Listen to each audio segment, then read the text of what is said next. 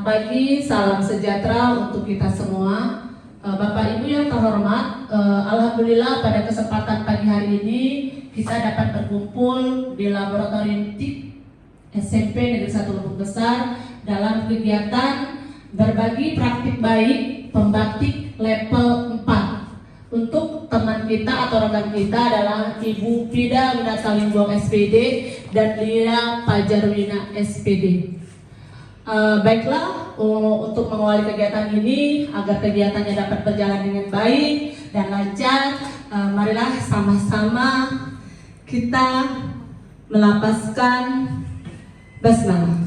Bismillahirrahmanirrahim. Nah, untuk mempersingkat waktu, kami persilakan kepada Ibu Pida Winata Limbong yang sudah berhasil memasuki level pembatik level 4. Tepuk tangan dulu Bapak Ibu. Terima kasih kepada Ibu Pida, kami persilakan seluas-luasnya waktunya.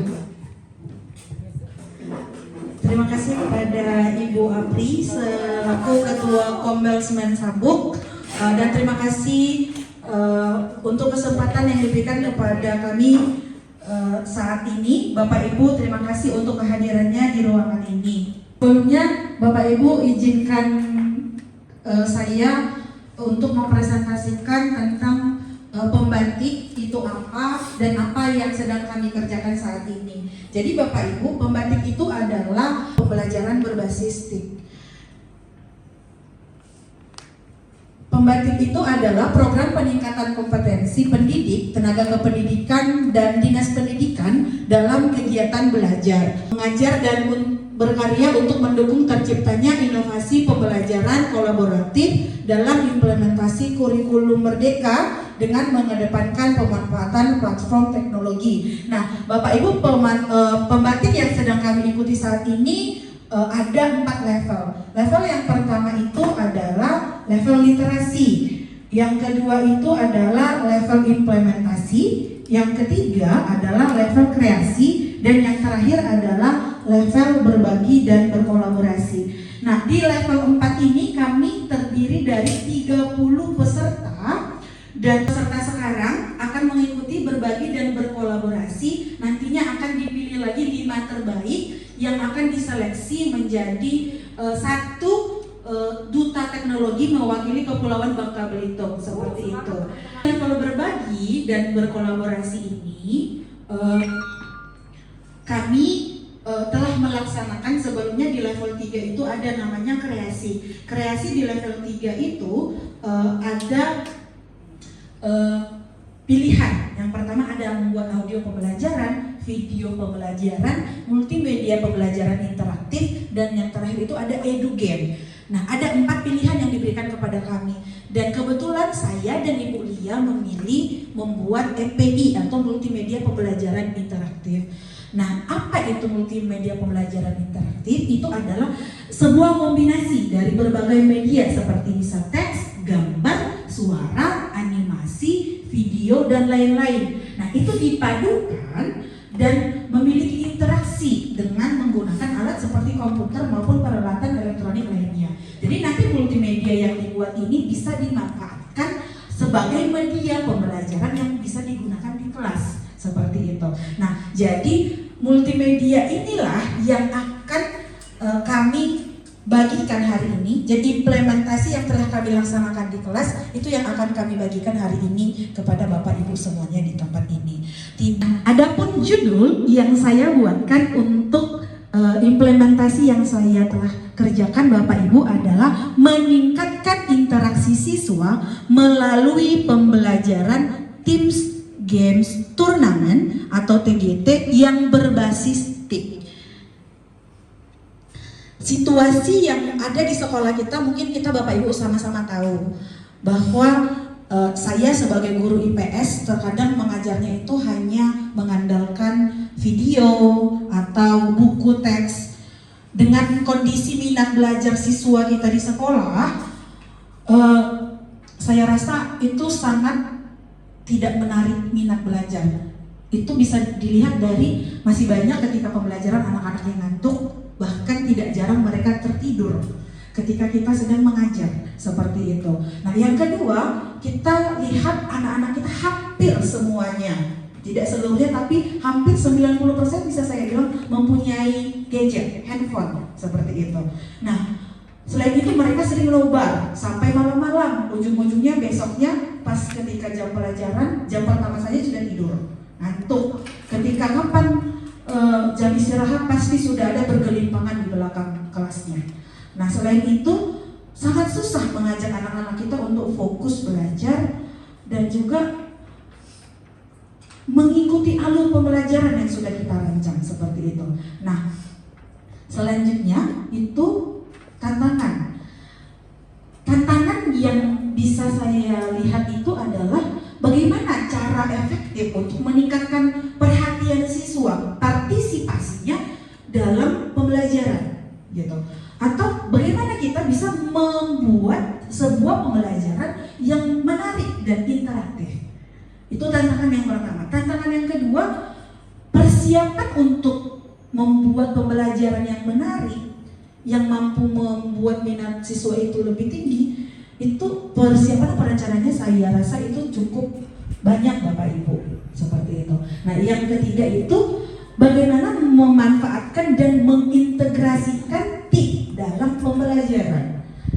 Kadang dengan kemajuan teknologi saat ini tidak segampang itu juga kita melihat TIK itu bermanfaat, tapi pas mengintegrasikannya anak-anaknya juga belum tentu sudah bisa into dengan apa yang sudah kita ajarkan seperti itu. Nah, aksi yang saya akhirnya pilih itu adalah penerapan pembelajaran menggunakan Teams Games Turnamen. Alasan saya memilih ini adalah karena ketika pembelajaran anak-anak itu diajak untuk berkelompok, tapi tetap berinteraksi, tapi tetap ada diskusi di dalamnya. Jadi ada pemahaman-pemahaman yang akan didapatkan anak. Nah, Teams Games Turnamen yang saya implementasikan di kelas itu, Bapak Ibu, saya rencanakan pertama multimedianya itu menggunakan articulate storyline. Articulate storyline ini hampir sama bentukannya seperti PowerPoint, seperti itu. Terus saya desain dari Canva dan saya buatkan asesmennya dari quizzes, seperti itu. Nah, dalam pelaksanaannya di kelas ketika pembelajaran saya kemas lagi diskusi kelompoknya itu menggunakan puzzle. Puzzlenya itu saya buatkan di Canva, terus digunting. Nanti puzzlenya ini ketika disatukan akan menjadi lembar kerja peserta didik yang berupa TTS, teka-teki silang. Nah, soalnya itu saya buat di dalam barcode. Barcode-nya ini saya sebar lagi di kelas. Dan otomatis ketika meng-scan barcode itu kita bisa menggunakan gawai anak tadi, handphonenya tadi, seperti itu. Nah, Bapak Ibu, saya akan menampilkan sintaks tentang PGT. Jadi sintaksnya itu yang pertama adalah tahap penyajian kelas atau class presentation. Nah, di sini saya sebagai guru menyampaikan secara garis besar materi yang akan dibahas. Yang kedua itu belajar dalam kelompok atau teams. Nah, belajar dalam kelompok ini, siswa tadi saya kelompokkan secara heterogen, baik dari kemampuan, baik dari suku, dan baik dari kesiapan belajarnya, gitu.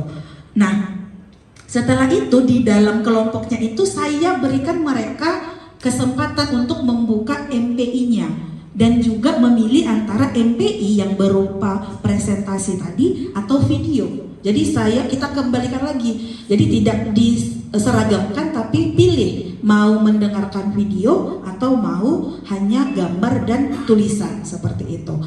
Nah, yang selanjutnya itu ada permainan. Permainan tadi itu adalah mereka menyusun puzzle-nya itu. Nah, setelah puzzle tersusun maka ada pertandingan. Pertandingannya adalah mengerjakan soal dalam TTS tadi yang ada barcode-nya itu. Maka pemenangnya adalah siapa peserta atau kelompok tercepat dengan perolehan skor tertinggi, seperti itu. Nah, yang terakhir itu adalah penghargaan kelompok. Penghargaan kelompok ini itu bisa pilihan Bapak Ibu, bisa kita buatkan, bisa juga tidak, seperti itu. Nah, saya akan menampilkan MPI yang telah saya kreasikan di level 3 kemarin. Silakan ditonton.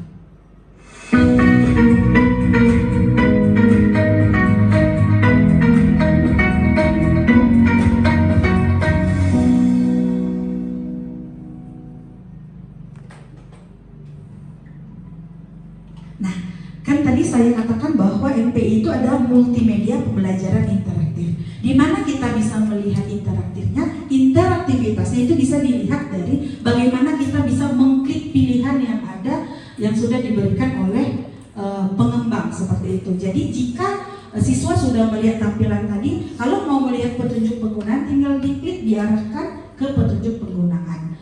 Untuk kembali silakan diklik home-nya seperti itu. Ada tujuan pembelajaran, terus ada materi dan ada latihan seperti itu Bapak Ibu. Jadi kurang lebih ini multimedia yang telah saya kembangkan, tidak bisa dikatakan sempurna, tapi masih baru Bapak Ibu saya, karena saya juga baru pertama kali tahu ada aplikasi Articulate Storyline itu dari pembatik ini. Jadi saya tertarik coba mengembangkan dulu. Jadi pada prosesnya ternyata ada yang harus dikembangkan lagi. Maka itu saya koreksi ketika melakukan pengimplementasian di kelas seperti itu. Nah, itu adalah MPI-nya. Nah, Bapak Ibu mari kita menonton sedikit implementasi yang telah saya buatkan atau saya kerjakan di kelas seperti itu.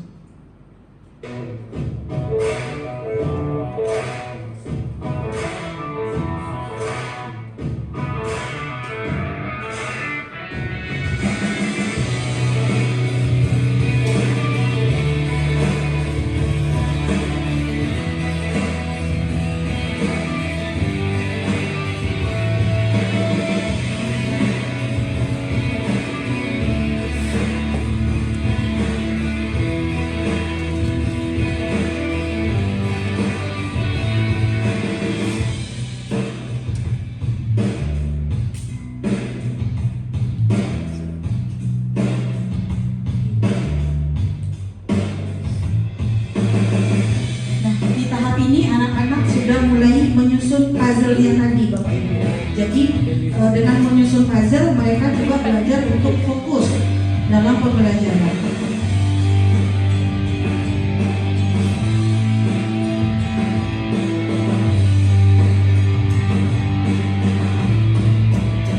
Kelompok tercepat yang telah menyusun puzzle boleh mengambilkan handphonenya dari depan. 2 handphone setiap kelompok.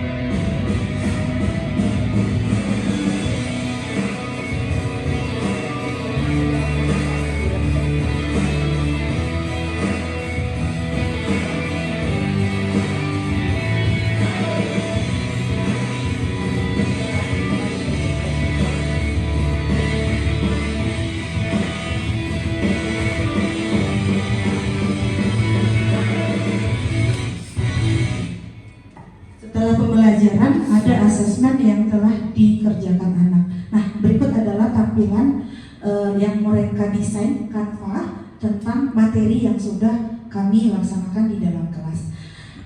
Nah, itu implementasi yang sudah saya coba buatkan di kelas Bapak Ibu.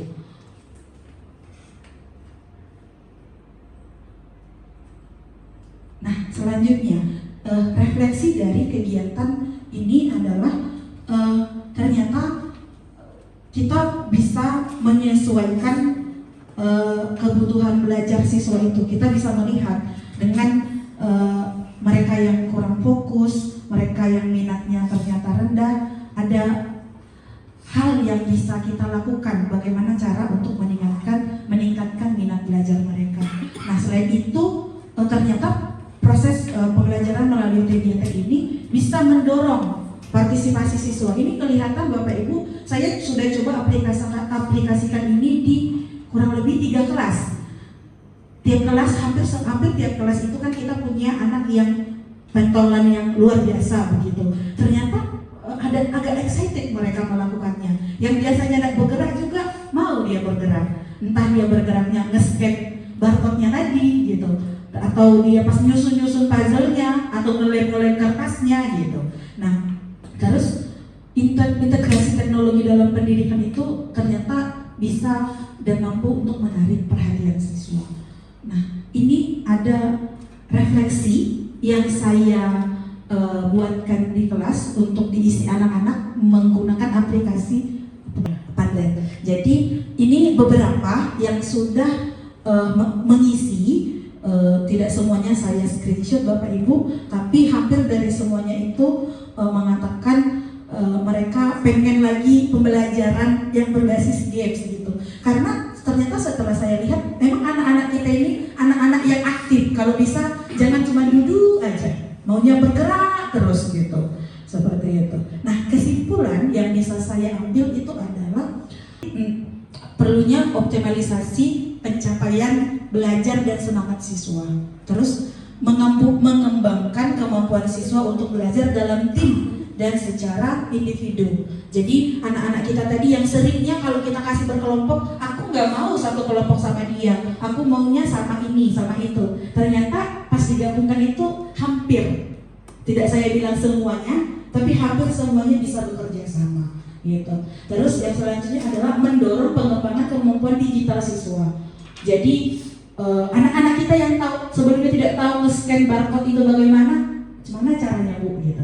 Akhirnya mereka tahu. Jadi nggak hanya game-game aja yang mereka tahu, ternyata ada hal baru lagi yang bisa kita berikan kepada mereka, pengalaman baru yang bisa kita berikan. Akhir kata Bapak Ibu yang bisa saya sampaikan adalah mari kita dorong semangat kolaborasi dan inovasi dalam pembelajaran untuk mewujudkan merdeka belajar. Sekian dari saya. Terima kasih. Kalau menurut saya pribadi ini adalah salah satu praktik baik yang bagus ya, yang dapat kita terapkan. Baiklah Bapak Ibu, silakan ada yang ingin bertanya.